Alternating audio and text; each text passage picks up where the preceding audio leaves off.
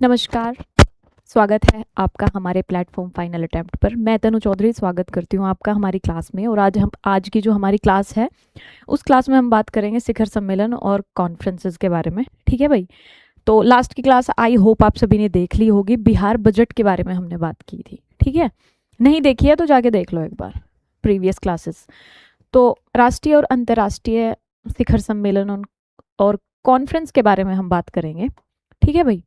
तो पहला पार्ट है, 2 पार्ट में क्लास आपकी रहेगी। पहले पार्ट में आपके राष्ट्रीय शिखर सम्मेलन है जो भारत सरकार के विभिन्न मंत्रालयों द्वारा आपके आयोजित किए गए हैं। तो इसी श्रेणी में पहला हमारा जो संवाद है, जो उसके बारे में हम बात करते हैं, वो है आपका 10वां हिंद महासागर संवाद। ये इसका 10वां संस्करण था। ठीक है भाई।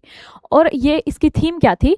थीम इसकी थी बदलती दुनिया में हिंद महासागर क्षेत्र। ठीक है, ये इसकी आपकी थीम थी इस वर्ष की। चलिए, अगर हम IORA अध्यक्षता की बात करें तो भारत ने ये 2025 से 2027 के लिए अध्यक्षता इसकी संभाली है। किसकी? IORA की। ठीक है भाई। और आयोजन किसने किया? ये आपका विदेश मंत्रालय ने और IORA सचिवालय के सहयोग से आपका इसका आयोजन हुआ था। ठीक है। नेबरहुड फर्स्ट, शांतिपूर्ण, स्थिर और समृद्ध हिंद महासागर क्षेत्र हेतु भारत की प्रतिबद्धता। ठीक है, ये इसका आपका उद्देश्य था। चलिए भाई आगे बढ़ते हैं और अगले हम टॉपिक पे चलते हैं। अगला आपका कौन सा शिखर सम्मेलन है? ये है आपका प्रशासनिक डेटा में तालमेल शिखर सम्मेलन। यानी जो आपका प्रशासनिक डेटा है इंटरस्टेट, उसके आपके राज्यों और जो यूटीज हैं, केंद्र शासित प्रदेश हैं, उनके बीच उचित तालमेल या समन्वय कह सकते हैं आप स्थापित करने के लिए ये आपका एक क्या था? शिखर सम्मेलन था। चलिए अब आगे देखते हैं इसमें क्या है। इस सम्मेलन की जो रूपरेखा थी वो क्या थी? ये थी कि भाई जो प्रशासनिक डेटा है वो आपस में उसका समन्वय ठीक ठाक रहे, आपस में एक दूसरे के साथ शेयर करने में दिक्कतें ना आए। तो आयोजन किसने किया? ये किया सांख्यिकी और कार्यक्रम कार्यान्वयन मंत्रालय ने, MOSPI ने। ठीक है। और ये कहाँ पे हुआ? ये हुआ आपका भुवनेश्वर में। कब? 29 से 30 अप्रैल 2026 को इसका आयोजन हुआ। कहाँ हुआ? भुवनेश्वर में, ओडिशा में। और इसका आपका किसने आयोजन किया? सांख्यिकी और कार्यक्रम कार्यान्वयन मंत्रालय ने, MOSPI द्वारा। चलिए, उद्देश्य क्या था? उद्देश्य वही था जो इसके नाम में है कि जो राज्य और यूटीज हैं उनके बीच आपका जो प्रशासनिक डेटा है उसका समन्वय स्थापित करना, उसकी आपकी रूपरेखा तैयार की गई है इस आपके शिखर सम्मेलन में। ठीक है भाई। चलिए आगे बढ़ते हैं। आगे बात करें तो अगला सम्मेलन था 6 माही नौसेना कमांडर सम्मेलन 2026। 6 माही यानी 6 महीने में आपका ये आयोजित होता है। ये आपका क्या है? पहला महत्वपूर्ण 2026 का पहला महत्वपूर्ण अर्धवार्षिक सम्मेलन था। ठीक है। ये इसका कहाँ पे हुआ है? नौसेना भवन में हुआ है, नई दिल्ली में जो नौसेना भवन है उसमें इसका आयोजन हुआ। कब हुआ? 14 से 17 अप्रैल के बीच में हुआ। 2026 की हम बात कर रहे हैं। और अगर हम बात करें तो इसमें महत्वपूर्ण सुरक्षा दस्तावेज आपका एक साइन हुआ है। वो क्या है आपका? भारतीय नौसेना समुद्री सुरक्षा रणनीति NIMSS 2026 की आधिकारिक तौर पर ये आपकी जारी की गई। ठीक है भाई। कहाँ पे हुआ? ये नौसेना भवन में, नई दिल्ली में आयोजित हुआ है। ठीक है। और 2026 का ये पहला महत्वपूर्ण अर्धवार्षिक संस्करण था। इसके अंदर क्या आपका जारी हुई है? भारतीय नौसेना समुद्री सुरक्षा रणनीति यानी NIMSS। ठीक है भाई। ये आपकी इसके अंदर आपकी जारी की गई है। चलिए आगे चलते हैं और आगे हम बात करते हैं इंडियन फार्मा 2026 के 9वें संस्करण पर। ठीक है। ये आपका 9वां संस्करण था। कहाँ पे आयोजित हुआ है? ये आपका फेडरेशन हाउस, जो नई दिल्ली में आपका फेडरेशन हाउस है, 13 से 14 अप्रैल 2026 को ये आपका आयोजित हुआ है। थीम क्या थी? थीम इसकी थी भारत में खोज करना, जीवन विज्ञान नवाचार में अभूतपूर्व प्रगति। ठीक है भाई। अगर हम उत्पादन की मात्रा में बात करें भारत की, तो वैश्विक स्थान कितना है, भारत तीसरे नंबर पर आपका आता है अगर हम उत्पादन की मात्रा में बात करें। ठीक है, आगे बढ़ते हैं, आगे हम बात करते हैं वैल्यू। वैल्यू के मामले में भारत दुनिया में कौन से स्थान पे आता है, 11वें स्थान पर आता है। चलिए आगे बढ़ते हैं, अब हम बात करते हैं कि उद्योग का आकार कितना है, कितना बड़ा है ये उद्योग। तो अगर इस उद्योग की बात करें तो 3000 से अधिक कंपनियां और लगभग 10,500 से ज्यादा मैन्युफैक्चरिंग इकाइयां कार्यरत है, ये काम कर रही हैं। ठीक है, तो वैल्यू के अनुसार भारत 11वें स्थान पर है, और अगर हम उत्पादन की मात्रा में बात करें तो तीसरे स्थान पर भारत आता है, किसमें, फार्मा इंडस्ट्री में। ठीक है भाई, चलिए आगे बात करते हैं। और ये कौन सा संस्करण था इंडियन फार्मा 2026 का, 9वां संस्करण। ठीक है, फेडरेशन हाउस आपका नई दिल्ली में ये आयोजित हुआ था। अब हम बात करते हैं भारत इलेक्ट्रिसिटी समिट 2026 की। ठीक है भाई, तो कहाँ पे हुआ ये हुआ है आपका यशोभूमि द्वारका में। ठीक है, 19 से 22 मार्च को ये आपका हुआ था, विद्युत मंत्रालय के संरक्षण में आपका आयोजित हुआ था।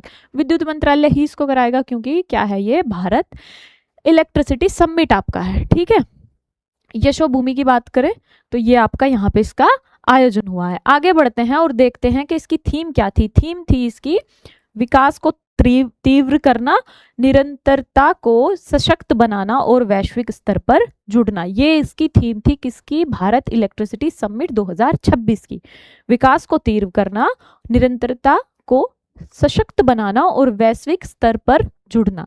चलिए आगे बढ़ते हैं, आगामी संस्करण की हम बात करें तो इसका अगला आगामी संस्करण वर्ष 2028 में कहाँ पे आयोजित किया जाएगा, ये आपका आयोजित किया जाएगा गांधीनगर गुजरात में।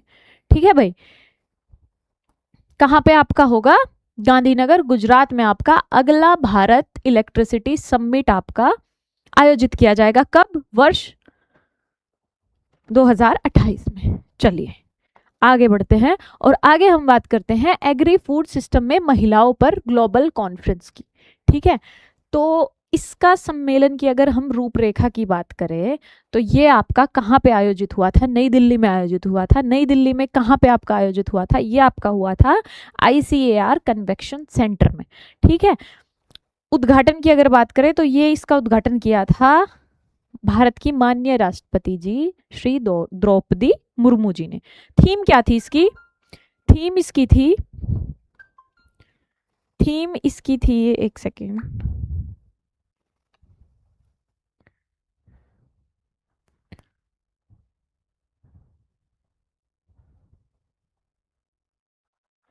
थीम इसकी थी आपकी driving progress attaining new Heights. ठीक है भाई, आगे बढ़ते हैं और आगे हम बात करते हैं दिल्ली घोषणा पत्र की। इसको अपनाया गया है, इसके तहत क्या आपका है, इसके तहत महिलाओं की जो सहभागिता है उसको बढ़ाने के लिए ग्लोबल अलायंस बनाने की मांग की गई है। ठीक है, अगर बात करें ऐसी पहली कॉन्फ्रेंस की तो ये कहाँ पे हुई थी, दिल्ली में ही आयोजित हुई थी। वर्ष 2012 में ऐसी ही पहली कॉन्फ्रेंस आपकी कहाँ पे आयोजित हुई थी, नई दिल्ली में आपकी आयोजित हुई थी, जिसमें क्या था, आपकी क्या मांग थी कि भाई महिलाओं की सहभागिता बढ़ाने के लिए ग्लोबल अलायंस बनाया जाए। चलिए आगे बढ़ते हैं और आगे हम बात करते हैं रायसीना डायलॉग की। ये रायसीना डायलॉग का था 11वां संस्करण। चलिए 2026 में कौन सा संस्करण था, ये था 11वां संस्करण। अब इसके आयोजन की बात करें तो ये आयोजन आपका नई दिल्ली में आपका हुआ था 2026 में। विदेश मंत्रालय और आपका ऑब्जर्वर रिसर्च फाउंडेशन यानी ORF ने इसका संयुक्त रूप से आयोजन किया था नई दिल्ली के अंदर। थीम की अगर बात करें तो संस्कार, अस्मिता, अनुकूलन और उन्नति इसकी थीम थी वर्ष 2026 की। इसमें मुख्य अतिथि की अगर बात करें तो ये थे फिनलैंड के राष्ट्रपति डॉक्टर अलेक्जेंडर स्टब। चलिए महत्व इसका है भाई भू राजनीति और भू अर्थशास्त्र में। ठीक है, चलिए आगे बढ़ते हैं। आगे हम बात करेंगे निर्वाचन आयोग और SEC's गोलमेज सम्मेलन। ठीक है, चलिए तो इसका आयोजन कहाँ पे हुआ था, आयोजन किया गया था भारत का जो निर्वाचन आयोग है, इलेक्शन कमीशन ऑफ इंडिया जो है, उसने भारत मंडपम नई दिल्ली में इसका आयोजन किया था। और अगर पहले की बात करें तो इससे पहले 1999 में ऐसा क्या हुआ था, सम्मेलन आयोजित हुआ था। ठीक है, इस प्रकार का मूल उद्देश्य क्या था? मूल उद्देश्य था कि भाई अपने अपने कानूनी ढांचे के अंदर जो चुनावी प्रक्रिया हैं और लॉजिस्टिक में केंद्रीय निर्वाचन आयोग है और जो राज्य चुनाव आयोग है, उनके बीच क्या है, आपसी समन्वय सुनिश्चित करना। ठीक है, ये इसका उद्देश्य था कि आपस में समन्वय और आपका लॉजिस्टिक आवाजाही जो इसकी होती है, आपके ईवीएम्स की और चुनावी जो प्रक्रिया होती है उसमें जो चीजें रहती हैं, तो आपस में जो तालमेल है वो आपका केंद्रीय निर्वाचन आयोग और राज्य जो चुनाव आयोग है उनके बीच में आपका, ठीक है, तो ये था कि समन्वय स्थापित हो। चलिए आगे बढ़ते हैं और बस्तर पांडु महोत्सव की हम बात करते हैं। बस्तर पांडु महोत्सव 2026 आपका कहाँ पे आयोजित हुआ? बस्तर आपका कहाँ पे है? छत्तीसगढ़ में है। तो छत्तीसगढ़ के ही बस्तर संभाग के जगदलपुर में आपका फरवरी में 2026 में आपका बस्तर पांडु महोत्सव आयोजित किया जाता है। उद्घाटन किसने किया? उद्घाटन किया राष्ट्रपति द्रौपदी मुर्मू जी ने। ठीक है भाई, आगे बढ़ते हैं। तो इसका उद्देश्य क्या है? जो बस्तर की जनजातीय कला, हस्तशिल्प और लोक वेशभूषा, खान पान और अनूठी जो संस्कृति है उसका प्रदर्शन यहाँ पे किया गया। और इसमें गोंड, मारिया और मुरिया जैसी समृद्ध आदिवासी जनजातियों ने आपकी भाग लिया। ठीक है भाई, तो अगर हम बस्तर पांडुम 2026 महोत्सव की बात करें तो ये आपका कहाँ पे आयोजित हुआ है? छत्तीसगढ़ के बस्तर संभाग के जगदलपुर में हुआ है। आयोजन आपका यहाँ पे हो गया 2026 में। उद्घाटन किसने किया? राष्ट्रपति द्रौपदी मुर्मू जी ने किया। और वहां की जो जनजातीय कला है, किसकी? आदिवासी जनजाति कौन कौन है? गोंड, मारिया और मुरिया। ठीक है, इनके खान पान, वेशभूषा और इनकी संस्कृति का प्रदर्शन यहाँ पे किया गया। चलिए आगे बढ़ते हैं और आगे हम बात करते हैं 39th सूरजकुंड अंतर्राष्ट्रीय शिल्प मेला। ठीक है, ये आपका कहाँ पे हुआ? ये आपका सूरजकुंड फरीदाबाद, आपका जो हरियाणा में अंदर पड़ता है, एनसीआर में जो आपका आता है, वहां पे हुआ। थीम वाक्य क्या था? लोकल टू ग्लोबल, आत्मनिर्भर भारत की पहचान। ये था इसका थीम वाक्य। अगर हम थीम राज्य की बात करें तो मेघालय और उत्तर प्रदेश को क्या हुआ? मिला, विशेष थीम राज्यों का दर्जा मिला। उत्तर प्रदेश और मेघालय, ये आप याद रखेंगे। ठीक है, आगे बढ़ते हैं। अगर साझेदार देश की बात करें तो ये आपका था इजिप्ट यानी मिस्र। ठीक है, और शुरुआत की बात करें इस मेले की तो ये आपका 1987 में इसकी शुरुआत की गई थी। कहाँ पे आपका आयोजन हुआ है? 39 सूरजकुंड आपके अंतर्राष्ट्रीय शिल्प मेले का फरीदाबाद में। फरीदाबाद कहाँ है आपका? हरियाणा में है। ठीक है, लोकल टू ग्लोबल इसका थीम वाक्य था, आत्मनिर्भर भारत की पहचान। ये उत्तर प्रदेश और मेघालय क्या थे? आपके थीम राज्य थे।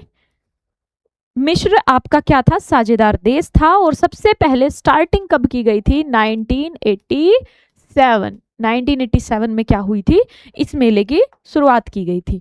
अब आगे बढ़ते हैं और आगे हम बात करते हैं 9वें अंतर्राष्ट्रीय संथाल सम्मेलन की। 9वें अंतर्राष्ट्रीय संथाल सम्मेलन की अगर हम उपस्थिति की बात करें तो द्रौपदी मुर्मू जी ने इस सम्मेलन में हिस्सा लिया था। दार्जिलिंग में आपका ये क्या हुआ था? आयोजित किया गया था। ठीक है, दार्जिलिंग आपका पश्चिम बंगाल में एक काफी अच्छी जगह है, वहां पे इसका आयोजन हुआ था 2026 में। आगे बढ़ते हैं तो ये अगर हम आयोजक संस्था की बात करें तो आयोजन संस्था जो थी वो थी अंतर्राष्ट्रीय संथाल परिषद द्वारा इसका क्या हुआ है? आपका आयोजन हुआ है। ठीक है, और ये किस लिए हुआ है? समुदाय के संरक्षण के लिए ये क्या हुआ है? आयोजन किया गया है। चलिए भाई आगे बढ़ते हैं और आगे हम बात करते हैं अंतर्राष्ट्रीय सम्मेलन एनवेश 2026 की। ठीक है, अगर हम इस सम्मेलन की बात करें और इसके पूर्ण नाम की बात करें, फुल फॉर्म अगर हम बात करें किसकी? ANVESH। अगर हम इसकी फुल फॉर्म की बात करें तो फुल फॉर्म इसकी है advanced next generation vision for the emerging and sustainable healthy foods. ये है इसकी फुल फॉर्म। ठीक है, आयोजन कहाँ पे हुआ है इसका? आयोजन हुआ है सोनीपत के कुंडली में, ठीक है, हरियाणा में सोनीपत के कुंडली में इसका आयोजन हुआ था फरवरी 2026 को। आगे बढ़ते हैं, इसके एजेंडा की बात करते हैं तो खाद्य प्रसंस्करण, मूल्य संवर्धन, टिकाऊ आपूर्ति श्रृंखला, निर्यात नवाचार, खाद्य सुरक्षा और भविष्य के कृषि खाद्य उद्यमी इकोसिस्टम के विकास पर इसमें चर्चा की गई। ठीक है भाई, पूर्ण नाम क्या है इसका? इसका नाम है advanced next generation vision for the emerging and sustainable healthy foods. ठीक है, सोनीपत के कुंडली में इसका आयोजन हुआ था और एजेंडा इसका फूड से और खाद्य सुरक्षा से आपका जुड़ा हुआ था। ठीक है, चलिए आगे बढ़ते हैं और हाँ आगे बात करते हैं आतंकवाद निरोधी सम्मेलन 2025 की। तो अगर हम इसकी बात करें तो ये क्या है आपका?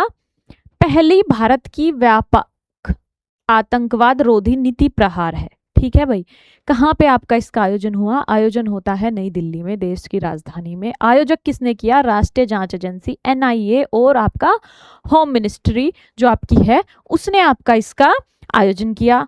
अगर हम विशेष अनावरण की बात करें तो इसमें नए NIA क्राइम मैनुअल, संगठित अपराध नेटवर्क डेटाबेस और खोए हुए जो आपके हथियार हैं उनके डेटाबेस का अनावरण हुआ। ठीक है, और ये आपकी भारत की पहली समग्र आतंकवाद निरोधी नीति प्रहार लॉन्च की गई यहाँ पे। ठीक है, क्या आपकी लॉन्च की गई? प्रहार लॉन्च की गई। कहाँ पे इसका आयोजन हुआ था? आयोजन इसका हुआ था नई दिल्ली में, NIA और गृह मंत्रालय ने इसका आयोजन किया था।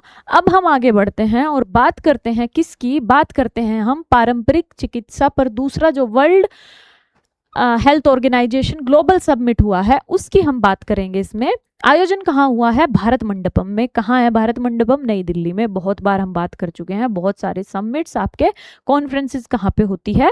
यहाँ पे होती है भाई, भारत मंडपम में। और किसने किया है? ये हेल्थ से रिलेटेड है तो वर्ल्ड हेल्थ ऑर्गेनाइजेशन और आयुष मंत्रालय द्वारा ये आयोजित हुआ है। पहली क्लासों में हम इन सभी में से ज़्यादातर के बारे में बात कर चुके हैं, अब हम डिटेल में पढ़ रहे हैं। पहले हमने बस पढ़ा था कि भाई ये किसने किया आयोजित, ये किया आयुष मंत्रालय ने।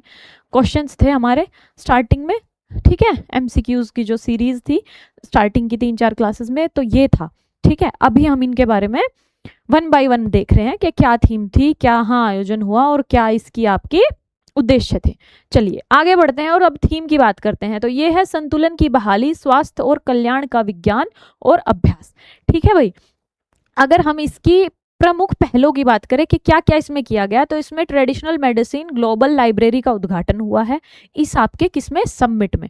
ठीक है, दूसरा क्या हुआ है आपका? अश्वगंधा डाक टिकट आपके जारी हुए हैं और आपके आयुष मार्ग का क्या हुआ है? विमोचन हुआ है। चलिए आगे बढ़ते हैं और आगे हम घोषणा पत्र की बात कर लेते हैं।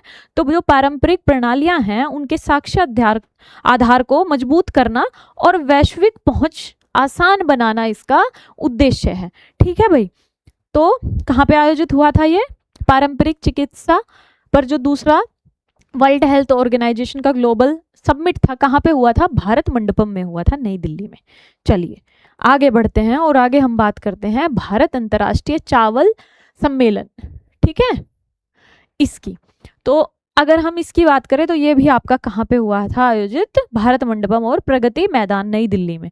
ठीक है, और आयोजन किसने किया था? आयोजन इसका किया था भारत मंडपम में, इसकी स्टार्टिंग हुई थी। ठीक है, और प्रगति मैदान में शायद एंड हुआ था, यही था। ये हमने क्या किया था? पढ़ा था। ठीक है, चलिए आगे बढ़ते हैं और आयोजक की बात करते हैं। तो ये किसने आयोजित किया था? चावल सम्मेलन, भारत अंतर्राष्ट्रीय चावल सम्मेलन। चीन को पीछे छोड़ के हम क्या हो गए हैं? पहले स्थान पर आ गए हैं चावल उत्पादन में। ठीक है भाई, ये भी हमने पढ़ा था। अब हम पढ़ते हैं कि ये आयोजित किसने किया था? ये Indian rice exporters federation IREF और एपीडा यानी वाणिज्य मंत्रालय के अंतर्गत एक संयुक्त आपका आयोजन किया गया था। ठीक है, ये इन दोनों ने मिलके आपका, ये आपका एपीडा की अगर बात करें तो ये वाणिज्य मंत्रालय के अंतर्गत आता है, तो इंडियन राइस एक्सपोर्टर्स फेडरेशन और इसने मिलके संयुक्त रूप से इसका आयोजन किया था। अगर हम उत्पादन आंकड़ों की बात करें तो भारत ने चीन को पीछे छोड़ के क्या किया है? पहला स्थान हासिल किया है चावल उत्पादन में। ठीक है भाई, पिछले वर्ष इंडिया ने आपका कितने मिलियन टन उत्पादन किया? 150। चाइना ने वहीं 145। ठीक है, दूसरे नंबर पर रहा चाइना। ठीक है, कितना उत्पादन करके? 145 मिलियन टन। ठीक है, और इस बार का आपका अनुमान कितना है वर्ष 2025-26 का? ये है 154 मिलियन टन उत्पादन का। चलिए भाई आगे बढ़ते हैं और आगे हम बात करते हैं नोवे इंडिया मोबाइल कांग्रेस यानी IMC 2025 की। ठीक है, ये कौन सा संस्करण था? ये था नोवा संस्करण। कहाँ पे आयोजित हुआ? यशोभूमि द्वारका में, नई दिल्ली में। ठीक है, थीम की अगर बात करें तो ये था इनोवेट टू ट्रांसफॉर्म। ठीक है, ये एशिया का सबसे बड़ा टेक एक्सपो माना जाता है आपका। ठीक है, बदलाव के लिए इनोवेशन इसकी थीम थी। अगर आयोजक की बात करें तो दूरसंचार विभाग और cellular operators association of India की संयुक्त मेजबानी से ये आपका आयोजित किया गया था। क्या? India mobile Congress IMC 2025। कौन सा संस्करण था? नोवा संस्करण था। ठीक है भाई, चलिए आगे बढ़ते हैं और आगे बात करते हैं महिला सशक्तिकरण संसदीय समितियों के सम्मेलन के बारे में। तो ये आपका क्या था? पहला आपका ऐतिहासिक आपका सम्मेलन था। कहाँ पे आयोजित हुआ? तिरुपति, आंध्र प्रदेश में। ठीक है भाई, 2025 में। इसका संकल्प क्या था? संकल्प इसका था बेसिकली कि जो उभरती हुई तकनीकी की चुनौतियां हैं उसका सामना करने के लिए महिलाओं को सशक्त बनाना, ये इसका मूल संकल्प था। ठीक है भाई, अब आगे बढ़ते हैं। विजन वाक्य की अगर बात करें तो ये था विकसित भारत के लिए महिला नेतृत्व वाला विकास यानी विमेन लेड डेवलपमेंट सुनिश्चित करना। ठीक है, महिलाओं के सशक्तिकरण से संबंधित जो संसदीय समिति है उसने ये आपका पहला आपका ऐतिहासिक सम्मेलन था। चलिए भाई आगे बढ़ते हैं। देखिए ये रहा आपका इसका एक फोटो। अब आगे हम बढ़ते हैं। पहला ज्ञान भारतम इंटरनेशनल कॉन्फ्रेंस। ठीक है भाई, अगर हम इसके आयोजन की बात करें तो ये संस्कृति मंत्रालय द्वारा आपका आयोजित हुआ था। क्या? Bharatam international conference. भारत नहीं, भारतम। ठीक है भाई, भारतम इंटरनेशनल कॉन्फ्रेंस। चलिए कहाँ पे हुआ था? ये विज्ञान भवन नई दिल्ली में आयोजित हुआ था। हाँ भाई ठीक है। थीम क्या थी इसकी? पांडुलिपि विरासत के माध्यम से भारत की ज्ञान विरासत को पुनः प्राप्त करने के संकल्प पर चर्चा करनी इसकी थीम थी। आगे बढ़ते हैं और आगे बात करते हैं ज्ञान भारतम मिशन। ठीक है, इसमें क्या है? पांडुलिपियों को डिजिटलाइज कर सहेजने की पहल की जाएगी इसमें। ठीक है, और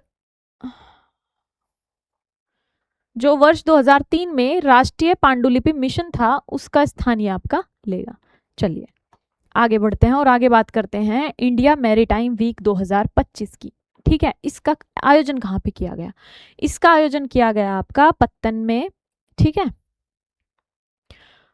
पत्तन पोत परिवहन और जलमार्ग मंत्रालय द्वारा इसका आयोजन किया गया मुंबई में। ठीक है भाई, कहाँ पे? NESCO मैदान में, मुंबई में इसका आयोजन किया गया। थीम की अगर बात करें तो महासागरों का एकीकरण एक समुद्री दृष्टिकोण इसकी थीम थी वर्ष 2025 की। किसकी? इंडिया मैरीटाइम वीक की। ठीक है भाई, आगे बढ़ते हैं और आगे हम बात करते हैं DG बंदर की। तो ये आपका क्या है? डिजिटल टेक फोरम में भारत ने डिजी बंदर नामक एक राष्ट्रीय फ्रेमवर्क लॉन्च किया है। और लक्ष्य क्या है इसका? इसका लक्ष्य है जो सभी बंदरगाह है उसका डेटा संचालित करना, AI सक्षम और आपस में सुरक्षित रूप से जोड़ना। ठीक है, डिजी बंदर नाम का जो ये आपका ये कोई वैसा बंदर नहीं है, बंदरगाहों को डिजिटलाइजेशन करके AI से जोड़ना आपस में। ठीक है, ये इसका क्या है? आपका उद्देश्य है। ठीक है, पोर्ट्स के लिए है ये। चलिए आगे बढ़ते हैं और आगे हम बात करते हैं आदि कर्मयोगी अभियान एवं आदि सेवा पर्व की। ठीक है, चलिए आगे बढ़ते हैं और बात करते हैं इसके आयोजक की। इसका आयोजन आपका जनजातीय कार्य मंत्रालय द्वारा किया गया। नई दिल्ली में इसका आयोजन हुआ था विज्ञान भवन के अंदर। चलिए आगे बढ़ते हैं और इसका मूल फोकस क्या था? जनजातीय ग्राम विजन 2030 जो है विचारों से कार्यान्वयन तक, ये इसका मूल फोकस था। ठीक है, आदि सेवा पर्व जो है वो आपका गांव में जन केंद्र शासन हेतु आपका आयोजित किया गया था 17 से 2 अक्टूबर तक 2025 में, ठीक है। और गौरव वर्ष की अगर बात करें तो आपकी 15 नवंबर 2024 से 15 नवंबर 2025 की अवधि को जनजातीय गौरव वर्ष घोषित किया गया, ठीक है भाई। चलिए आगे बढ़ते हैं और आगे हम बात करते हैं ई गवर्नेंस पर 28वां राष्ट्रीय सम्मेलन, ठीक है। यह 28वां संस्करण था सम्मेलन का। सम्मेलन कहाँ पे आयोजित हुआ था आपका? विशाखापट्टनम में। पहले भी हमने ये पढ़ा था, आंध्र प्रदेश में विशाखापट्टनम में आपका ई गवर्नेंस पर आपका जो सम्मेलन हुआ है राष्ट्रीय, कौन सा संस्करण था? 28वां संस्करण था। और इसकी थीम थी विकसित भारत, सिविल सेवा और डिजिटल परिवर्तन, ठीक है। आयोजक आपके ये लोग थे तीनों, आंध्र प्रदेश सरकार और इन दोनों आपकी संस्थाओं ने मिलके क्या किया था? आयोजन किया था। DARPG और MEITY, ठीक है। इन तीनों ने मिलके सरकार के साथ आपका क्या किया था? आयोजन किया था, ठीक है। यहाँ पे आपका एक विशाखापट्टनम घोषणा पत्र आपका जारी हुआ है। विशाखापट्टनम घोषणा पत्र आपका अपनाने के साथ ही इसका समापन हो गया, यानी ये इसका अंत हुआ सम्मेलन का। परिणाम क्या है? इसका उद्देश्य क्या है? जो डिजिटल क्षमताएं हैं उसके माध्यम से नागरिकों को जो सेवाएं प्रदान की जाती हैं उनको मजबूत करने के लिए संपूर्ण सरकार यानी होल ऑफ द गवर्नमेंट दृष्टिकोण अपनाने का आह्वान यहाँ पे किया गया। चलिए आगे बढ़ते हैं और आगे हम बात करते हैं सेमिकॉन इंडिया 2025 की। ये आपका कहाँ पे आपका आयोजित हुआ? ये नई दिल्ली में आपका यशोभूमि में आयोजित हुआ था, ठीक है भाई। आयोजन किसने किया था? इंडिया सेमीकंडक्टर मिशन और सेमी द्वारा आपका सितंबर 2025 में यशोभूमि में आपका ये आयोजित हुआ था। उद्घाटन किया था नरेंद्र मोदी जी ने, ठीक है। ये आपका यहाँ पे उद्घाटन कर रहे हैं और थीम क्या थी? अगले सेमीकंडक्टर पावर हाउस का निर्माण करना, ठीक है। अगर वित्तीय परिव्यय की बात करें तो भारत सरकार ने विनिर्माण को बढ़ावा देने के लिए कितने आपके करोड़ रुपए आवंटित किए हैं? 76,000 करोड़ रुपए आपके आवंटित किए गए हैं। किसके? विनिर्माण को बढ़ावा देने के लिए, ठीक है भाई। और क्या यहाँ पे लॉन्च किया गया? ISM मिशन आपका लॉन्च किया गया। चलिए भाई तो आगे बढ़ते हैं और आगे बात करते हैं ग्लोबल स्पेस एक्सप्लोरेशन कॉन्फ्रेंस की, ठीक है। GLEX 2025 की। तो कहाँ पे इसका आयोजन किया गया? इसका आयोजन भी नई दिल्ली में किया गया, ठीक है। किसने आयोजित किया? ये किया इंटरनेशनल एस्ट्रोनॉटिकल फेडरेशन IAF की देखरेख में इसका आपका आयोजन किया गया, ठीक है। इसरो और आपका ASI द्वारा इसका क्या हुआ है? आयोजन हुआ है, ठीक है भाई। थीम वाक्य की अगर बात करें तो थीम वाक्य क्या था इसमें? नई दुनिया तक पहुंचना, अंतरिक्ष अन्वेषण का पुनर्जागरण, यानी reaching the new worlds, space exploration renaissance, ठीक है। ये इसका क्या था? थीम वाक्य था। चलिए तो भाई ये थी हमारी आज की क्लास, ठीक है।